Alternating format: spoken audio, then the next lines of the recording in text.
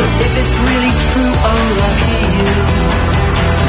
All right, then. I've had an email from Alan Tate at Glasgow Caledonian Uni. He says, is it just me, or did Mr. Berryhouston sound like Jamiroquai?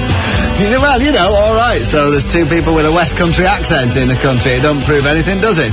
I've just got a feeling today that the accent of our contender on Oh Lucky You might be different, only because I was told that apparently Lux and Lookologist magazine didn't come out in Ireland this weekend.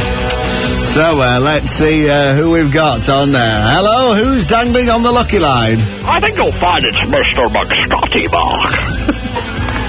What are you laughing at now? Nothing. No. Wish me luck. Where are we going? A bit of Welsh, I can't say it this one. Fair enough, okay then. All right, nice to have you on. What was your name again? Mr. McScotty. Mr. McScotty. All right, McScotty. All right then. So, what have you been doing today then? Have you been watching a film? I haven't, no. Christ almighty. This morning I've been using centrifugal force to separate the flu virus from mucus in order to eradicate the current worldwide epidemic. Have you? Right, okay. Christ almighty. So you've not been watching Peter Sellers, Lionel Jeffries and Bernard Cribbins in two-way stretch then? No, not at all. The film in which a trio of criminals break out of prison to commit a daring jewel robbery, then return to jail to establish the perfect alibi. No, I just thought I'd read it. I've been listening to a bit of pulp, actually. A bit of what? Pulp. Okay, fair enough then. Right, now. Have you ever heard of the phrase, Christ almighty, the Lock of the Scottish? Oh, we're on to that bit now. Yes. I'm trying to get it over and done with quite quickly. Moving along, are you? Right, the look of the Scottish. Of course I have. It's a phrase everybody knows. That's right. Well, you know what? About 6 years ago, I started going out with a lovely girl off the local estate.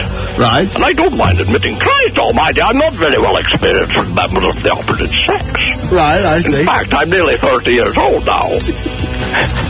Are you? Right, yeah. And this was the first lady I'd ever had, relations with of an intimate kind. Fair enough, yeah. Christ almighty, we liked each other so much that we got married. White wedding, limo, 2-tier cake, the last. Right. Christ almighty, life was good.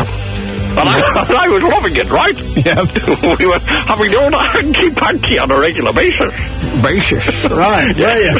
And I was a virgin when we met, and she took it upon herself to teach me, Christ almighty, the pleasure of the flesh. Right.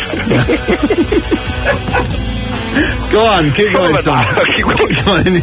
Oh, it'd make your eyes water. Christ almighty. Anyway, the whole thing was going swimmingly well, Mark, and I loved her and she loved me. Right, very nice, yeah. Yes, and although she was the only lady I've ever had biblical knowledge of. Right. But one day a terrible thing happened. Oh, dear. Christ almighty, how can I put this? I started to get a bit on the old itchy side around the phallus. Right, yes. So I had a good look, and Christ almighty, sure enough, there was a nasty rash down there. Was there? So I immediately went to the doctors. Yes. Christ almighty, who told me I got a nasty dose of something on my privates. Fair enough, right. Christ almighty. Well, I was mortified. How did I get this STD, Mark? Right, yeah. Because I'd only ever been with one woman. Right. Yeah. So, Christ almighty, you can see my problem. Let's just keep going, Christ almighty. That's very convincing. How exactly do I break this horrible news to my lovely wife? Christ almighty. Right. So I went home, tail between my legs, not knowing what to do with myself. Yeah. And as I went into the living room, I found my wife having full-blown intercourse with a local stud. Christ almighty. Well, they both jumped up when they saw me, and Morak, that's my wife, told me that she loved this fella. Right. And that they were absconding together. Right. At this point, they both went upstairs, packed their bags, and left. Never seen them since. Right. Christ almighty, that was a year or so ago. Was it? And my wife, to this day, has never found out my terrible secret. Christ almighty, that I had some... inexplicably picked up a sexually transmitted disease. Now, how lucky is that?